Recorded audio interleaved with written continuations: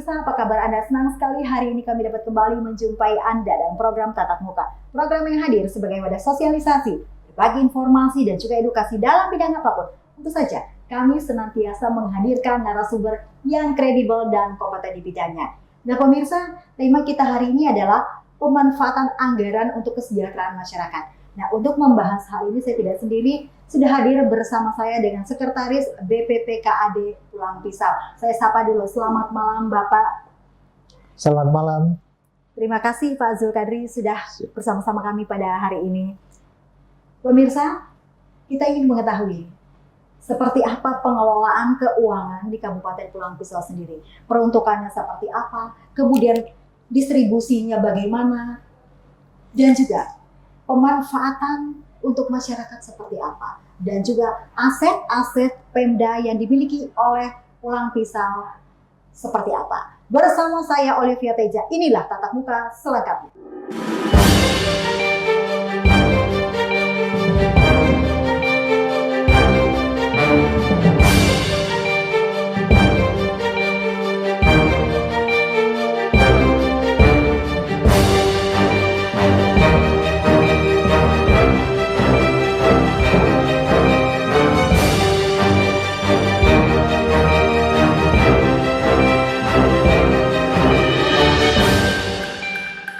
Terima kasih pemirsa, kita langsung saja berbincang-bincang bersama dengan Bapak Zulkadri. Pak, langsung saja kita Pak. Karena tema kita hari ini adalah pemanfaatan anggaran untuk kesejahteraan masyarakat. Pertanyaan pertama Pak, bidang keuangan, subfungsi pengelolaan keuangan dan aset daerah yang menjadi kewenangan di daerah Pulang Pisau sendiri apa saja Pak? Dan seperti apa? Terima kasih, selamat malam pemirsa Jurnal TV. Kami BPPKAD ini merupakan perangkat daerah berdasarkan Peraturan Bupati Nomor 56 Tahun 2016, yaitu tentang SOTK BPPKAD. Kita BPKAD menjalankan visi misi Bupati tahun 2018 sampai 2023, di mana visi Bupati yaitu mewujudkan masyarakat Kabupaten Pulang Pisau yang adil, mewujudkan Kabupaten Pulang Pisau yang inovatif, maju, berkeadilan dan sejahtera. Kemudian juga misi dari yang kita jalankan adalah misi ke-6 di Kabupaten Pulang Pisau. Di BPKAD yaitu menjalankan misi ke-6 yaitu mewujudkan aparatur pemerintah yang bersih, profesional, yang atau disebut dengan lain itu clean governance.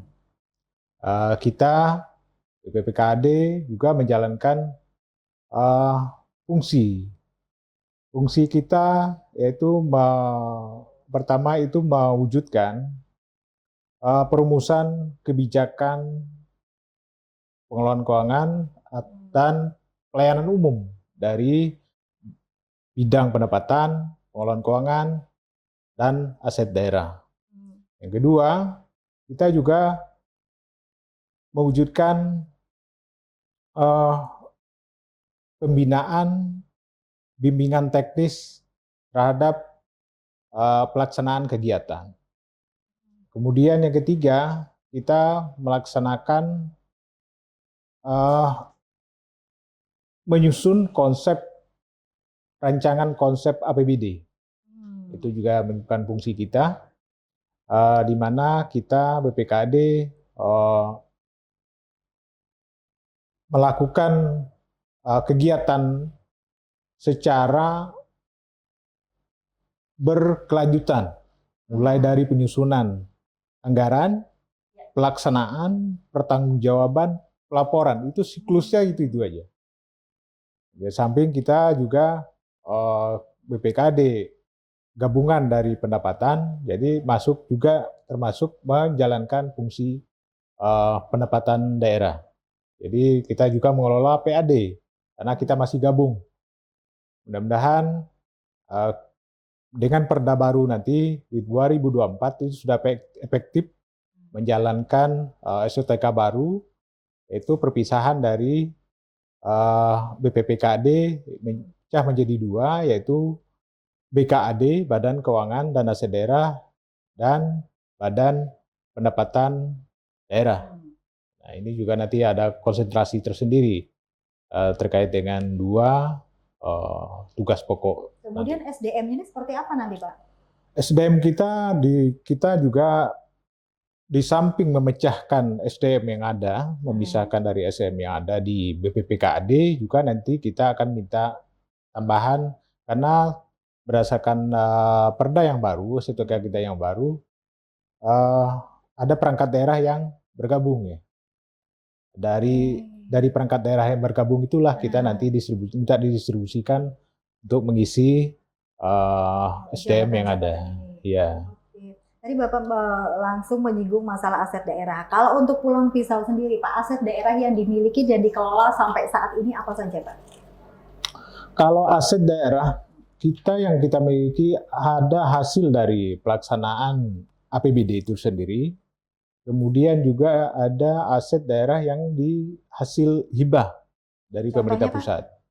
Yang pertama tadi, seperti apa? Kalau aset daerah yang dihasilkan dari APBD itu banyak ya, hasil pembangunan pemerintah, baik itu dalam bentuk jalan, jembatan, gedung, infrastruktur semua daya pokoknya yang dihasilkan dari pelaksanaan APBD itu kita kelola semua. Termasuk juga dari aset yang dihasilkan dari hibah pemerintah pusat, hibah pemerintah provinsi, atau hibah dari pihak swasta. Yang untuk hibah yang dikelola oleh teman-teman dinas ini Bapak? Kalau hibah, kita kan ada dalam bentuk hibah uang dan hibah barang. Nah ini Pak, kalau sudah bawa-bawa uang nih saya langsung bertanya. Iya. Seperti apa itu Pak? Ya sekarang di peraturan yang baru, Permendagri 77, posisi hibah uang itu ada di perangkat daerah masing-masing. Di perangkat daerah teknis, seperti ya. Hibah untuk KONI, misalkan itu ada di Dispora. Kemudian hibah untuk lembaga keagamaan, ini ada di Sekretariat Daerah. Kemudian ada hibah barang misalkan, hibah barang terkait dengan pertanian itu ada di Dinas Pertanian. Kemudian hibah-hibah yang lain juga seperti itu. Kalau hibah barang ada di OPD teknis masing-masing. Kalau untuk dana hibah sendiri Pak, untuk tahun 2022 sendiri yang realnya berapa, kemudian mungkin tidak terserap itu berapa? Dari target kita di 2022 kita anggarkan sebesar 15 miliar lebih, itu transaksi sebesar 12 miliar lebih itu. Nah, berarti masih ada kembaliannya Pak. Lah kemana Pak kembaliannya ini Pak? Itu akan menjadi silpa kita di tahun 2022. Jadi hibah uang itu diperuntukkan bagi kelompok masyarakat atau organisasi badan yang dibentuk dari lembaga yang resmi, kemudian juga salah satu persyaratannya adalah berdomisili di Kabupaten Pulau Pisau yang menerima hibah uang. Itu hibah uang Pak. Kemudian untuk monitoring, evaluasi itu seperti apa yang dilakukan oleh teman-teman dari BPPKAD sendiri terkait dengan pendanaan hibah itu tadi, kemudian dengan aset yang dihibahkan dalam berupa infrastruktur. Ya, kalau terkait dengan hibah uang, ini yang menyelenggarakan adalah OPD teknis ya. Jadi OPD teknis inilah yang melakukan pengumpulan pertanggungjawaban sampai ke pengawasan dan evaluasinya. Karena akan menjadi acuan untuk hibah tahun berikutnya. Kemudian untuk melakukan evaluasi dan pelaporan tadi langsung dari teman-teman ke dinas ini Pak? Iya, kita mengumpulkan data-data ini di saat audit BPK. Jadi kita kumpulkan seluruh realisasi atas hibah maupun baik itu hibah uang maupun hibah barang yang dilakukan oleh OPD itu dilakukan pendataan dan disampaikan ke BPK saat audit. Kalau terkait dengan hibah barang sendiri, Pak, untuk biaya yang namanya operasional dan lain-lain itu seperti apa? Untuk biaya hibah, sebenarnya kalau hibah uang itu kan nggak ada biaya yang ditimbulkan. Kalau hibah barang memang ada terkait dengan transportasi sampai ke mulai dari proses pengadaannya sampai ke distribusi itu ada di kegiatan melekat di kegiatan OPD masing-masing. Iya. Kita kembali ke aset daerah yang dimiliki tadi, Pak. Untuk sama pertanyaannya, untuk biaya perawatan dan lain-lain seperti jalan, kemudian infrastruktur atau bangunan yang ada di Pulang Pisau seperti apa? Karena kan sering kita melihat punya aset daerah tapi terbengkalai, kemudian di sana sini misalnya gedung kita melihat juga masih tidak tutup mata, masih rumput sudah tinggi-tinggi. Nah, itu seperti apa itu, Pak, sebenarnya? Iya, terkait dengan pemeliharaan aset ini kan aset ini sudah ada OPD yang sebagai penanggung jawab.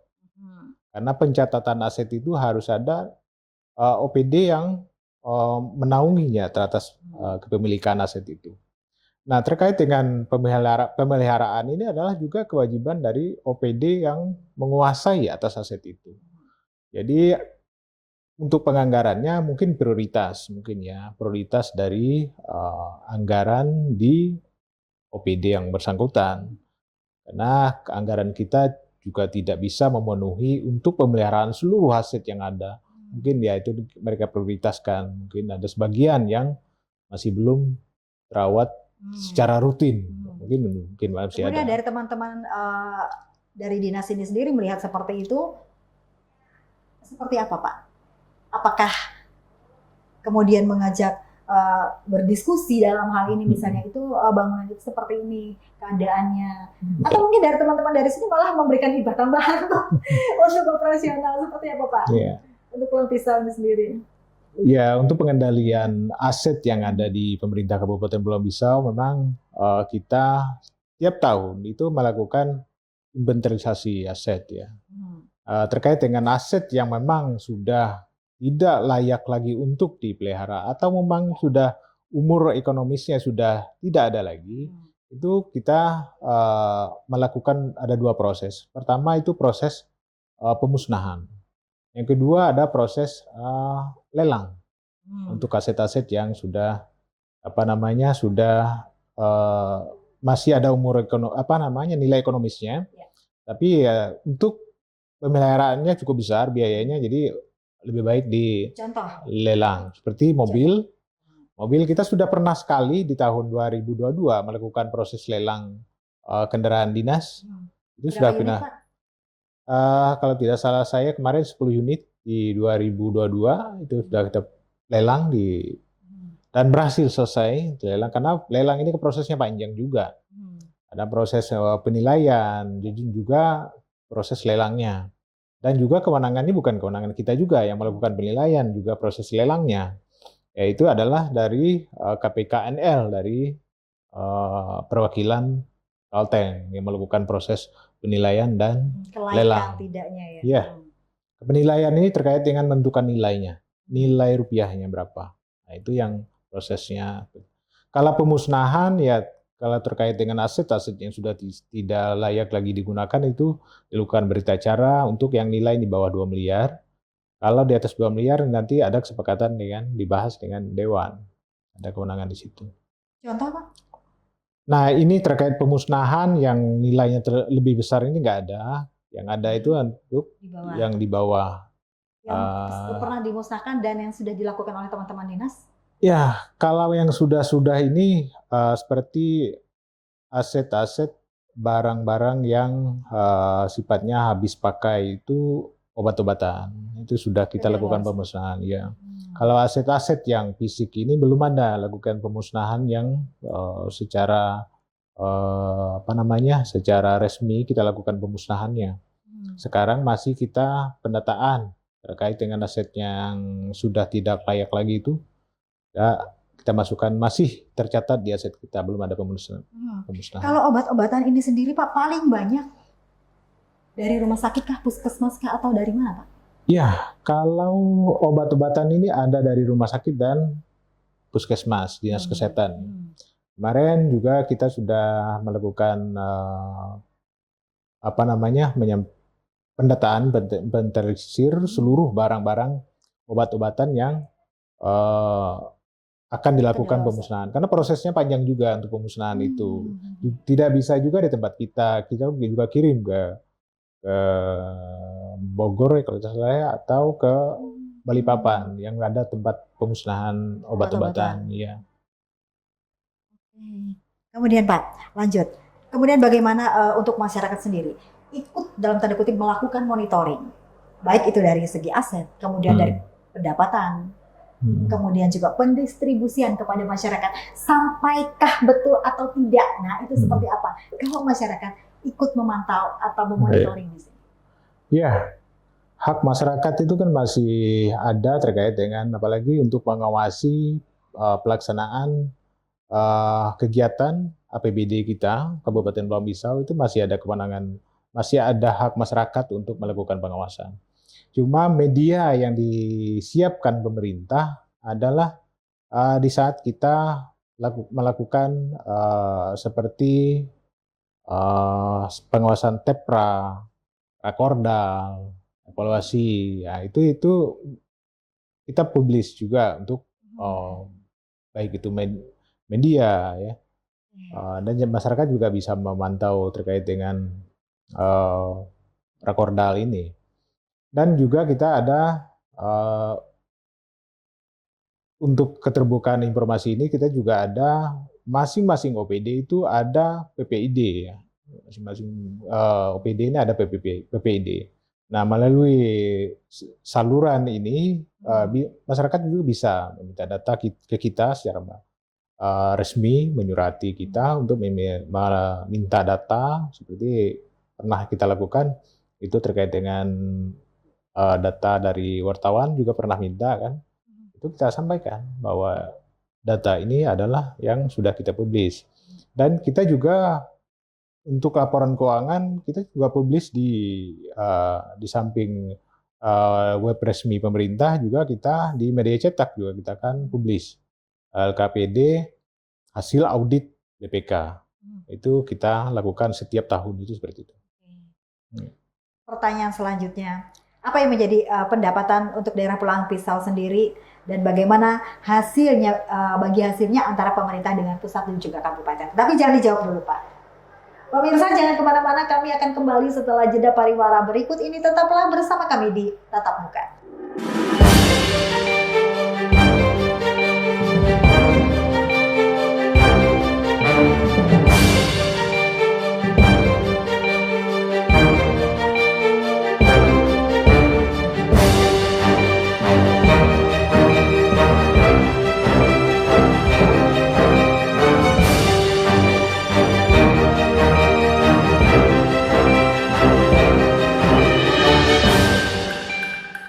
Pemirsa, Anda masih bersama kami di Tatap Muka. Kita lanjutkan lagi tadi.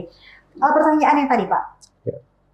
Yang menjadi pendapatan untuk Kabupaten Pulau Pisau sendiri, mulai dari dana bagi hasil antara pemerintah pusat, kemudian kabupaten dan provinsi, seperti apa kemudian pencapaiannya, Pak? Ya, terima kasih. Untuk pendapatan daerah Kabupaten Pulau Pisau, ini kita ada dari PAD pertama, kemudian ada dari dana transfer, kemudian juga ada dari lain-lain pendapatan daerah yang sah. Nah, kalau dari PAD ini kita ada dari pajak daerah, retribusi daerah, dari hasil pengelolaan kekayaan daerah yang dipisahkan, kemudian juga ada lain-lain PAD yang sah. Itu. Kemudian karena ini ada pajak dan retribusi, saya kembali lagi ke untuk aset pemerintah daerah di sini sendiri Pak, khususnya bangunan. Itu seperti apa Pak? Untuk aset optimalisasi penggunaan aset daerah ini kita juga mendorong OPD ini untuk melakukan penyewaan terhadap aset. Seperti untuk gedung ya. Gedung sesuai dengan perda kita itu ada beberapa gedung yang bisa disewakan oleh masyarakat. Seperti gedung GPU, itu ya, aula Bapeda, aula dinas kesehatan, aula dinas pendidikan, itu bisa dilakukan penyewaan oleh masyarakat karena sudah ada di perda kita untuk dilakukan proses sewa. Nah, jadi itu yang kita dorong untuk penggunaan aset daerah, optimalisasi penggunaan aset daerah. Kemudian juga ada yang kita lakukan sewa terkait tempat ATM. Nah, itu ATM center, misalkan di rumah sakit itu ada ATM center juga, itu disewakan ke pihak swasta. Berarti aset daerah ini selain masyarakat perorangan boleh menyewa, swasta misalnya perusahaan pun boleh Pak menggunakan? Ada yang disewakan oleh swasta. Kemarin kita juga dari stasiun TV SCP kalau tidak salah saya itu menyewakan yang di samping radio itu juga milik boleh. Iya, milik Pemda. Posisi tanahnya dan juga mereka juga meminjam ruangan gedung di situ. Masih bisa dilakukan penyewaan oleh.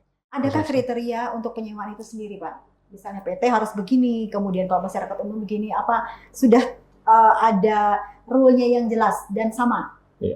Ya, untuk aset Pemda yang sudah ada ya, yang jadi persyaratan itu tidak boleh merubah bentuk atau fungsi dari gedung yang ada itu. Misalkan gedung itu disewakan, itu tidak boleh melakukan perombakan dari isi yang ada di dalamnya maupun dari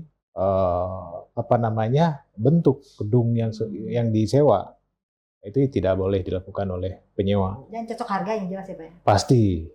Kemudian Pak, adakah jangka waktu mereka menyewa? Misalnya pihak dari swasta menyewa untuk kantor, diberikan jangka waktu oleh misalnya si pemilik Pemda dalam hal ini. Oh hanya boleh 5 tahun, oh hanya boleh 6 tahun. Apakah bisa bergulir?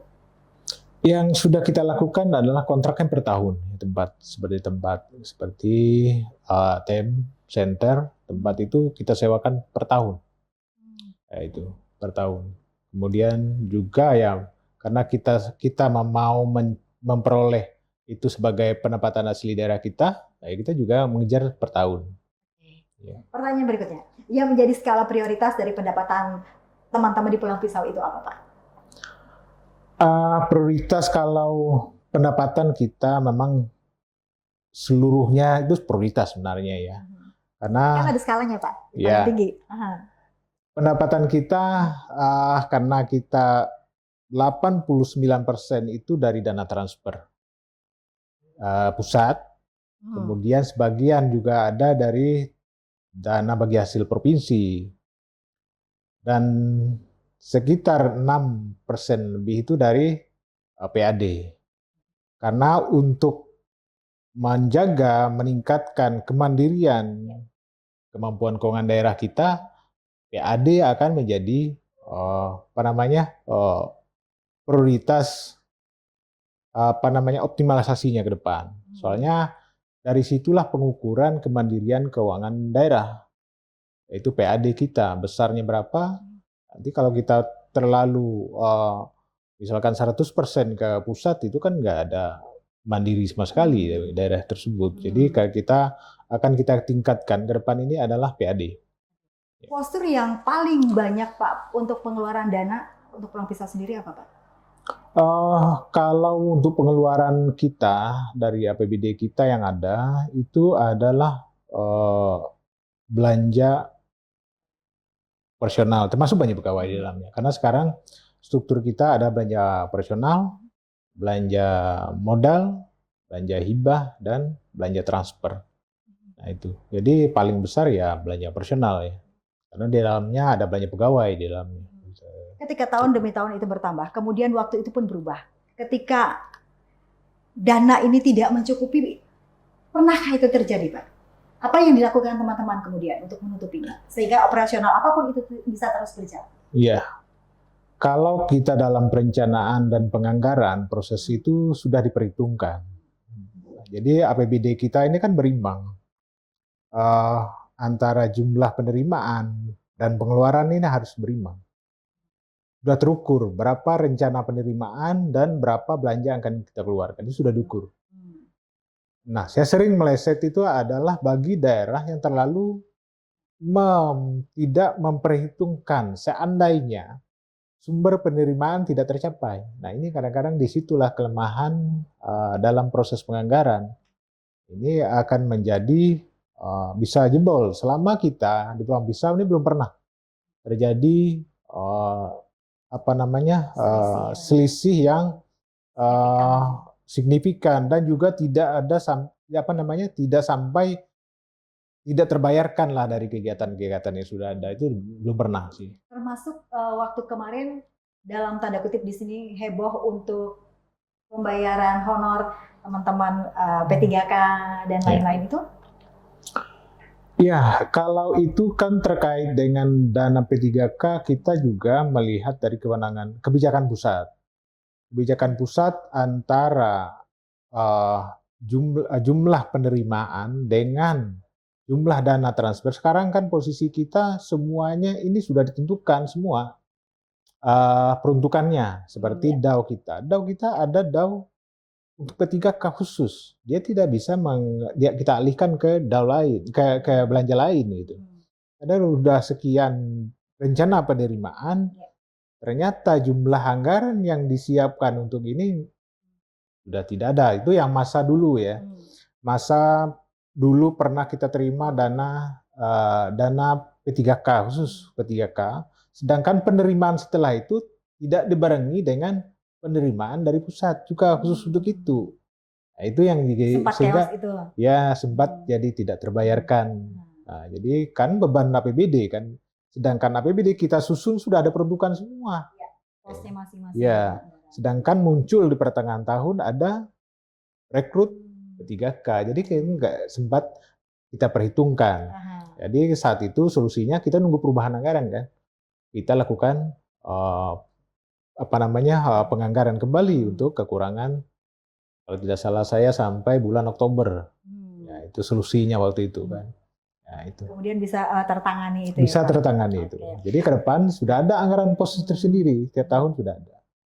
Itulah tadi pertanyaan saya Pak, sempat chaos itu tadi di situ. Oke, sudah teratasi. Baik Pak, kemudian Pak, dari yang saya baca, teman-teman juga menganggarkan untuk penerimaan pajak kendaraan bermotor. Kemudian bagaimana dengan mobil atau kendaraan bermotor roda 2 dinas yang tidak membayar pajak atau rumah dinas yang tidak membayar pajak?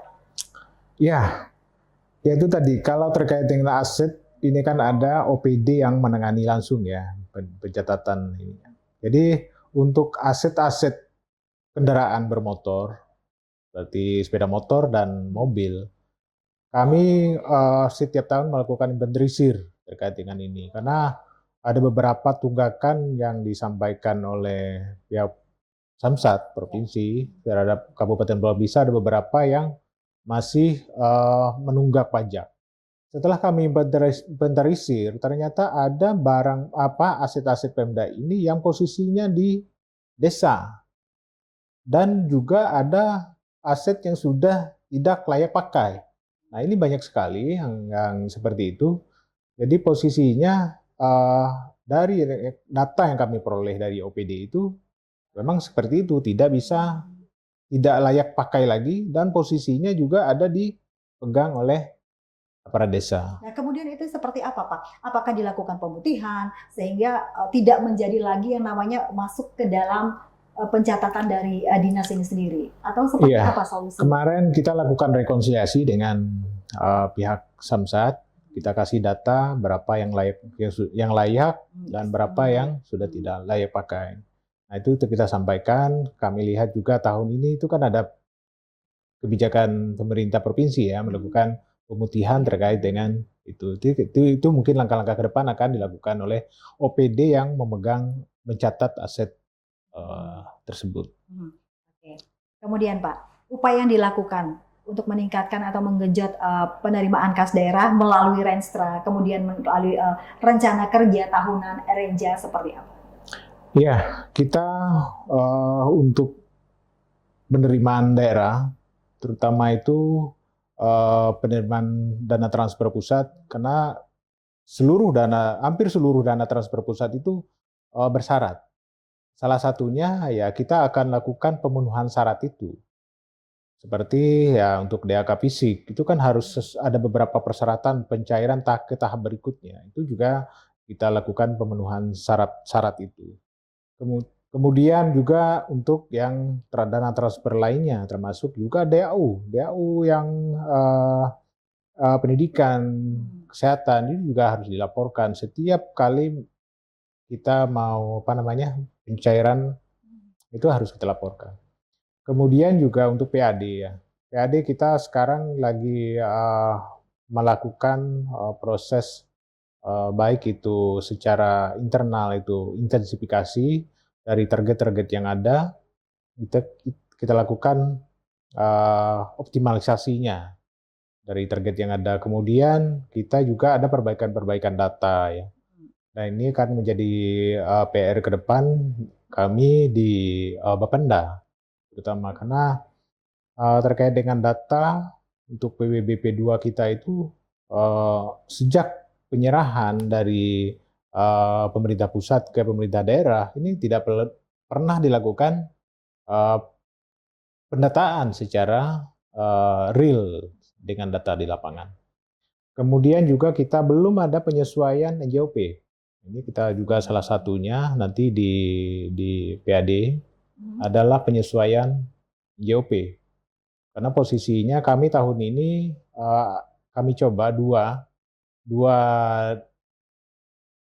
desa, satu desa Enjir Pulau Pisau sama kelurahan Pulau Pisau. Kami lakukan pendataan terhadap data PBBP2. Nah, ini salah satunya untuk intensifikasi. Kemudian untuk ekstensifikasinya kami akan mencari potensi-potensi yang kemungkinan akan muncul ke depan. Sebagai sumber PAD. Iya, sumber PAD. Seperti yang pertama tadi air bawah tanah. Ini akan kami coba untuk tahun depan, menjadi target tahun depan. Salah satunya ada dibangunnya pabrik air minum, mineral ya. Ya. Salah satunya. Kemudian itu akan kita muatkan menjadi potensi kita di tahun 2024. Kemudian juga untuk penggunaan listrik yang dihasilkan oleh yang dihasilkan sendiri, baik itu perusahaan maupun lembaga swasta lainnya gitu. Untuk ini penerimaan Pak, kalau informasi yang kita terima ada beberapa malah itu yang menjadi penyusutan pendapatan untuk daerah. Yeah. Contoh seperti yang dikatakan oleh teman-teman dari Kominfo, BTS. Yeah. Besar pendapatannya, kemudian saat ini berkurang. Yeah. Nah, tanggapan Bapak, kemudian apa lagi? Ya, yeah. Nggak usah sedih gitu Pak. Kalau pengurangan pendapatan nggak usah sedih Pak. Okay. Karena ini mau tidak mau kita harus terima ya. Karena ini amanat dari undang-undang. Pertama kita ada perubahan undang-undang dari Undang-Undang 28 tahun 2009 ke Undang-Undang 1 tahun 2022. Nah ini terkait dengan potensi yang ada di kita yang sudah ada berdasarkan Undang-Undang 28. Ini akan hilang dan bukan menjadi kewenangan daerah lagi. Nah salah satunya tadi adalah menara. Memang menara itu bukan lagi di tahun depan berdasarkan Undang-Undang 1 2022 itu menjadi kewenangan daerah lagi. Itu akan hilang potensi PAD kita. Nah itu akan kita tutupi nanti. Cara mengatasi kami adalah kami tutupi dengan potensi-potensi yang muncul seperti tadi yang kami sampaikan adalah air bawah tanah. Kemudian penggunaan listrik yang dihasilkan sendiri. Nah itu juga akan kita cari potensi lain yang menjadi kewenangan sesuai dengan Undang-Undang 1 2022 dan Perda kita nanti. Kita akan masuki nggak Pak, sewa menyewa gedung ataupun bangunan yang sekarang masih belum memiliki peraturan? Betul. Karena di dalam Perda kita yang lama itu ada 4 gedung saja yang disewakan. Tahun depan ini sudah banyak. Sudah kita tambah beberapa gedung yang dibangun oleh OPD yang akan kita sewakan. Termasuk gedung yang kami di BPKD ada 1 gedung yang kita sewakan juga. Jadi salah satu pemasukan juga. Yeah. Kemudian tadi Bapak juga sempat menyinggung yang hilang itu adalah jembatan timbang. Itu seperti apa Pak? Kita melewati. Untuk apa nama retribusi ya, Ya. retribusi kita kan nggak punya jabatan timbang. Yang lewat kan siapa Ya. tahu overton kan. Ya.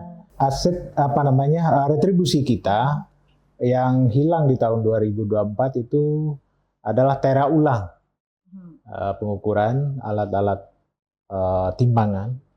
Kemudian ada retribusi ASDP. Itu bukan kewenangan kita juga tuh tahun depan. Itu adalah kewenangan pusat kan, ASDP untuk sungai, laut itu semua kewenangan pusat. Itu nggak hilang nanti menjadi target PAD kita. Oke. Karena Bapak tadi juga sudah menyinggung masalah tera ulang ini hilang. Nah, yang menjadi pertanyaan berikutnya, apakah dilihat tidak optimalnya penggunaan ini sehingga itu hilang atau memang karena peraturan dari pemerintah sendiri? Ya, itu adalah amanat dari undang-undang sendiri yang menyatakan bahwa itu tidak boleh lagi menjadi kewenangan daerah. Nah itu, jadi kita juga menurunkan ke dalam perda kita nanti, perbuk kita juga tidak ada mengatur terkait dengan tera ulang menjadi retribusi kita. Pertanyaan selanjutnya Pak, yang membuat penasaran. Ketika kita melewati jalan Pulang Pisau ke arah Palangkaraya Banjarmasin dan sebaliknya, penggunaan jalan sangat intensitasnya tinggi. Mobil-mobil besar, tonase yang besar melewati itu. Apa sumbangsih yang bisa diberikan Pak, walaupun itu jalan negara oleh teman-teman? Kemudian atau sebaliknya pemanfaatan yang bisa diterima oleh teman-teman menjadi pemasukan?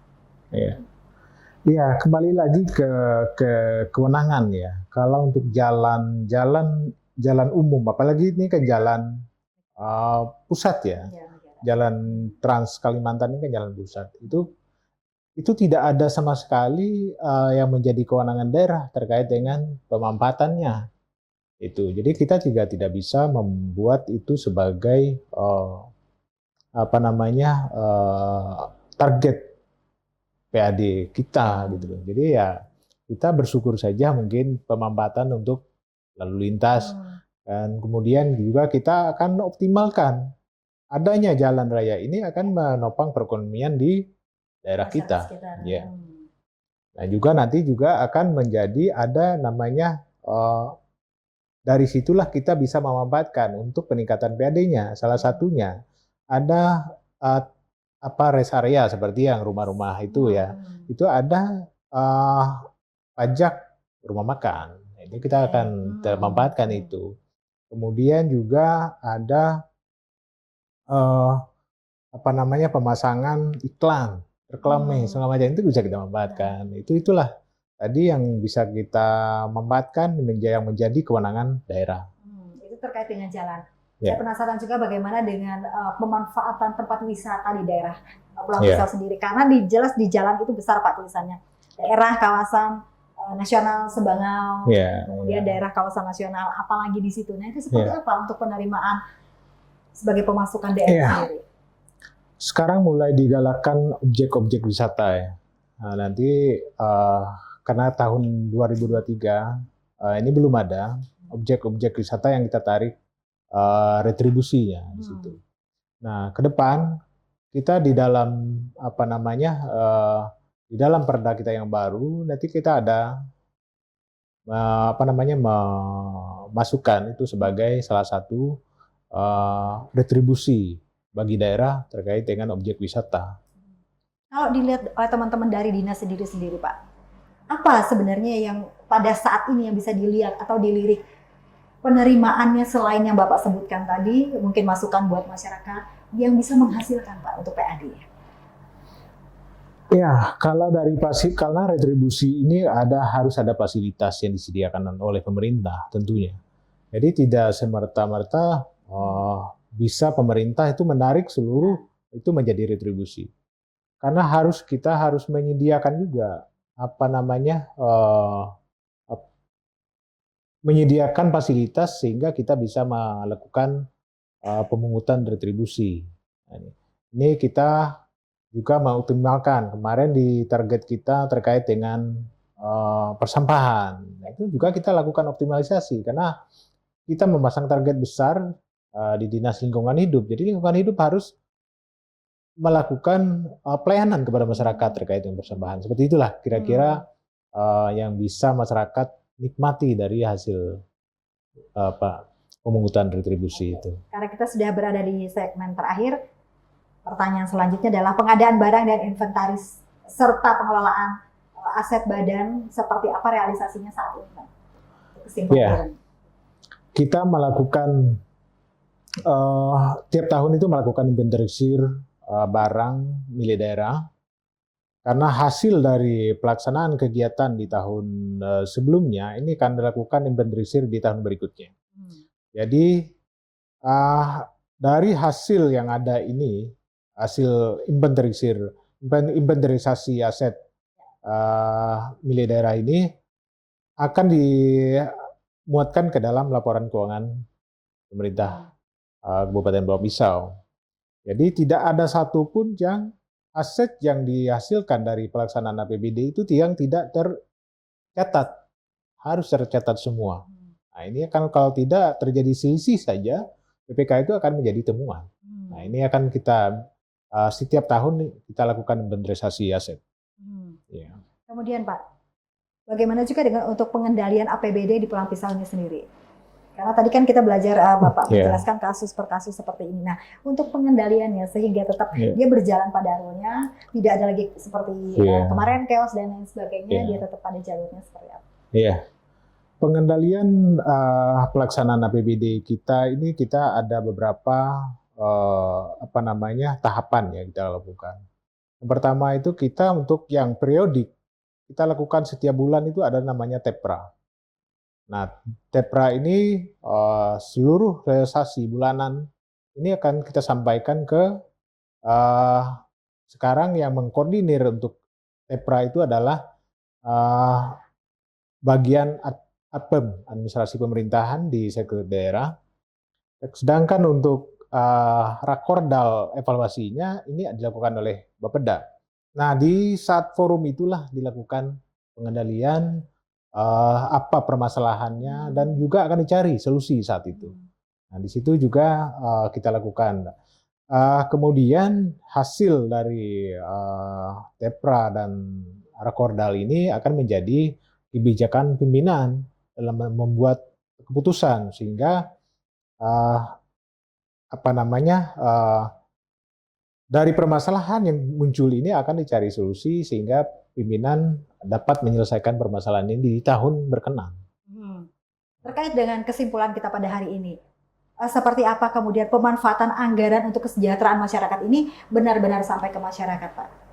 Indikatornya apa saja, kemudian misalnya secara infrastruktur masyarakat itu merasakan atau seperti apa?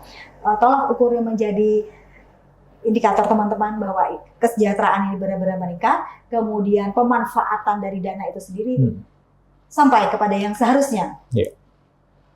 Untuk pemanfaatan dari hasil pelaksanaan kegiatan, ya kita lihat bisa ukur dari tidak hanya sebatas realisasi kegiatan. Kita akan melihat capaian output dari pelaksanaan kegiatannya. Nah, ini juga akan dikendalikan di saat rakorda. Ya, untuk pengukurannya ini, apalagi yang sifatnya hibah ya, hibah barang misalkan.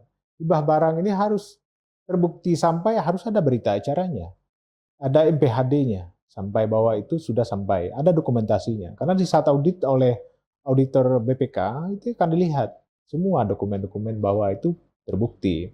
Dan kemudian untuk sifatnya yang tidak terlihat kasat mata oleh realisasinya, itu dari pengukuran perkembangan ekonomi, misalkan pengukuran dari misalkan ada kan banyak variabel-variabel yang bisa diukur ya. Peningkatan SDM-nya, kemudian indeks kesehatan masyarakatnya, kemudian IPM-nya kita juga, itu. Iya, tolak ukurnya seperti itu untuk yang tidak terlihat tadi. Serapan anggaran ini bahwa atau tidak. Ini benar-benar terakhir Pak, pendapatan untuk daerah Pulau Pisau sendiri naikkah secara signifikan dari berapa menjadi berapa dan itu berapa persentasenya Pak? Asli nih Pak terakhir. Ya. Kita APBD 2023 ini target kita awal 75 miliar, PAD kita naik menjadi 117 miliar di perubahan anggaran kemarin. Ya, ini akan menjadi target kita, konsentrasi kita di PAD, karena potensinya kan masih ada ya. Potensi-potensi yang akan masih bisa kita genjot sampai akhir tahun 2023. Ini ada PAD kita. Terima kasih Pak. Terima kasih pada Bapak Zulkadri sudah berbagi pada hari ini. Tema perbincangan kita pemanfaatan anggaran untuk kesejahteraan masyarakat. Semoga apa yang sudah dirancangkan dapat terrealisasi dengan baik dan semakin meningkat dari tahun ke tahun. Amin. Pemirsa, demikianlah perbincangan saya dengan Bapak Zulkadri, Sekretaris BPPKAD Pulang Pisau. Akhir kata, saya Olivia Teja bersama teman-teman yang bertugas pada hari ini pamit undur diri dari hadapan Anda. Selamat malam dan sampai jumpa.